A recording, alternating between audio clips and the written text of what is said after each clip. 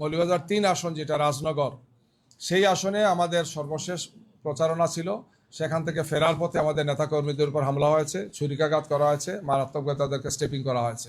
এই বিষয়গুলো আমরা সেখানকার আইনশৃঙ্খলা এবং রিটার্নিং অফিসার এবং তার সাথে যারা আছেন তাদেরকে আমরা জানিয়েছি।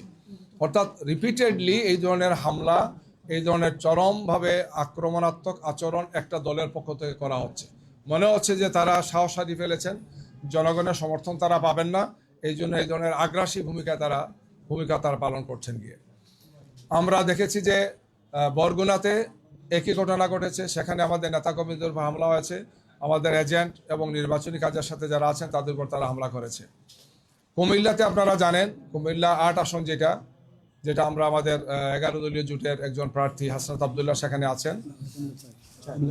কুমিল্লা 4 আসন যেটি, সেই আসনের বিএনপির যিনি প্রার্থী আপনারা জানেন, নামও জানেন আপনারা, তিনি মারাত্মক একটা হুমকি দিয়েছেন যে নির্বাচনে ভোট দিতে যারা আসবেন যদি আমাদেরকে না দেন, তাদেরকে যদি না দেন, তার দলকে বা তার প্রতীককে যদি না দেন, তাইলে তাদেরকে মারাত্মকভাবে নাজেহাল করা হবে, ইনসাল্ট করা হবে। কেউ যাতে না আসেন, আসলে তার খবর আছে, ঘর বাড়ি সহ পুড়িয়ে দেওয়া হবে।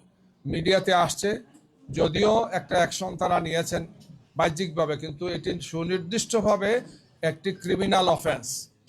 ভোটের এই সময় এইভাবে প্রতিপক্ষকে হামলা করা হবে, মারা হবে, ঘর বাড়ি জ্বালিয়ে দেওয়া হবে, হুমকি দেওয়া হয়, হত্যার হুমকি দেওয়া হচ্ছে। এটা একটা ক্রিমিনাল অফেন্স। এই কাজ একজন করতে পারেন না। সেখানে জুডিশিয়াল ইনকোয়ারি কমিটি আছেন, সেখানে রিটার্নিং অফিসার আছেন, নির্বাচনী কর্মকর্তারা আছেন। আমাদের জানা মতো এখনো কোনো ব্যবস্থা তারা নেন নাই। সেখানে আপনারা জানেন জিডি হয়েছে, পরবর্তীতে মামলা করেছেন। আমরা এই সমস্ত বিষয়গুলো আপনাদের মাধ্যমে জানাতে চাই যে মনে হচ্ছে যে প্রশাসনের একটা অংশ যে কোনোভাবেই হোক, যে কোনো কারণেই হোক, তারা একদিকে হেলে পড়েছেন। একটা দলকে অন্যায়ভাবে, অন্যায্যভাবে তারা বিভিন্ন সুযোগ সুবিধাগুলো দিয়ে নির্বাচনের পরিবেশ নষ্ট করছেন। আমরা এটাও স্পষ্ট ভাষায় বলতে চাই যে অতীতে গত 16.5 বছর যে ইলেকশনগুলো হয়েছে, 15.5-16 বছর, যারা এগুলা করেছেন তারা অন্যায় করেছিলেন, এই নির্বাচনগুলো গ্রহণযোগ্য হয় নাই। এবং যারা এই কাজের সাথে জড়িত ছিলেন গত 15.5-16 বছর ইলেকশনে, তাদেরকে জনগণ লাল কার্ড দেখিয়েছে। এই নির্বাচনী কার্যক্রম এবং আইনশৃঙ্খলা বাহিনীর সাথে যারা আছেন, আমরা অনুরোধ জানাবো যে জনরোষের সামনে আপনাদেরকে একসময় পড়তে হতে পারে।